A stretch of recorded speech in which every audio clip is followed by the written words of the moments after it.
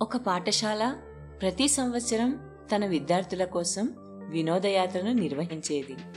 ఈ సంవత్సరం కూడా ఆ పాఠశాల వారు తమ యువ విద్యార్థుల కోసం ఒక టూర్ ప్లాన్ చేశారు. యాత్రకు వెళ్ళడానికి పిల్లలందరూ ఎంతో ఉత్సాహంగా ఉన్నారు.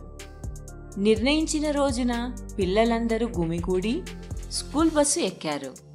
అనుకున్న సమయానికి బస్సు పాఠశాల ఆవరణ నుండి బయలుదేరింది. దారిలో ఒక సొరంగం ఉంది. దాని గుండా బస్సు గమ్యస్థానానికి చేరుకోవాలి.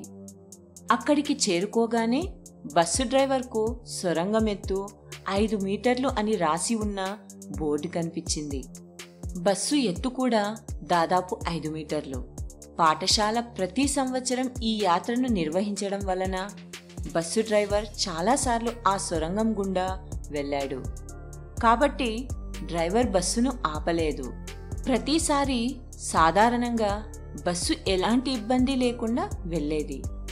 అయితే ఈసారి మధ్యలో ఎక్కడో సొరంగంలోకి ప్రవేశించిన తర్వాత బస్సు పైకప్పు సొరంగం పైభాగంలో రుద్దుకోవడంతో బస్సు అక్కడే ఇరుక్కుపోయింది. దీంతో చిన్నారులు భయాందోళనకు గురయ్యారు. ఉపాధ్యాయులు బస్సు డ్రైవర్ను ప్రశ్నించగా, ప్రతి సంవత్సరం నేను ఎలాంటి సమస్య లేకుండా సొరంగం గుండా బస్సును నడుపుతున్నాను, కానీ ఈరోజు ఎందుకు ఇరుక్కుపోయిందో నాకు తెలియదు అని సమాధానమిచ్చాడు. అది వింటూ అక్కడికి వచ్చిన ఓ వ్యక్తి, ఇటీవల ఈ రోడ్డుపై కొత్త రోడ్డు వేశారు కాబట్టి రోడ్డు మట్టం కొద్దిగా పెరిగింది అని చెప్పాడు. బస్సు ఇరుక్కుపోవడం చూసిన జనం అక్కడకు చేరుకొని సహాయం చేసేందుకు ప్రయత్నించారు. ఓ వ్యక్తి తన కారును తాడుతో బస్సుకు కట్టి లాగేందుకు ప్రయత్నించగా తాడు తెగిపోయిందే కానీ బస్సు బయటకు రాలేదు. బస్సును బయటకు తీసేందుకు బలమైన క్రేన్ తీసుకురావాలని కొందరు, రోడ్డును తవ్వి పగలగొట్టాలని మరికొందరు సూచించారు. ఈ అనేక సూచనల మధ్య ఒక పిల్లవాడు బస్సు దిగి ఇలా అన్నాడు, ఎందుకు టైర్ల నుండి కొంత గాలిని వదలకూడదు? అలా చేస్తే బస్సు ఎత్తు సొరంగం పైకప్పు నుండి కొంచెం తక్కువగా ఉంటుంది మరియు మేము సొరంగం గుండా సురక్షితంగా వెళ్ళగలుగుతాము.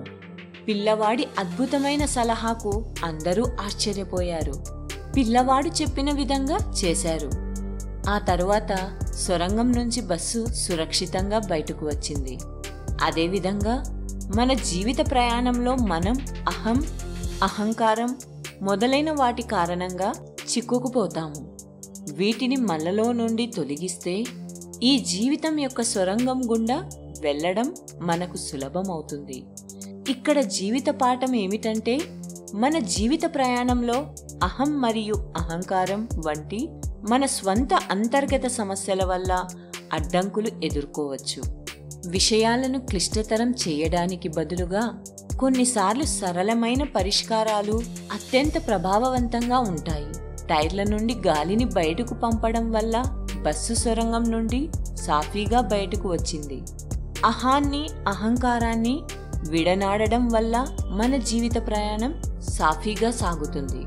కథ మన అంతర్గత అడ్డంకులను ప్రతిబింబించేలా ప్రోత్సహిస్తుంది మరియు వాటిని అధిగమించడానికి సరళమైన వినయపూర్వకమైన పరిష్కారాలను పరిగణించండి. టైర్ల నుండి గాలిని వదిలేయడం వంటి అనవసరమైన భారాలను తొలగించడం వలన జీవితంలోని సవాళ్లను మరింత సాఫీగా నావిగేట్ చేయడంలో మరియు మన గమ్యాన్ని మరింత సులభంగా చేరుకోవడంలో సహాయపడుతుంది.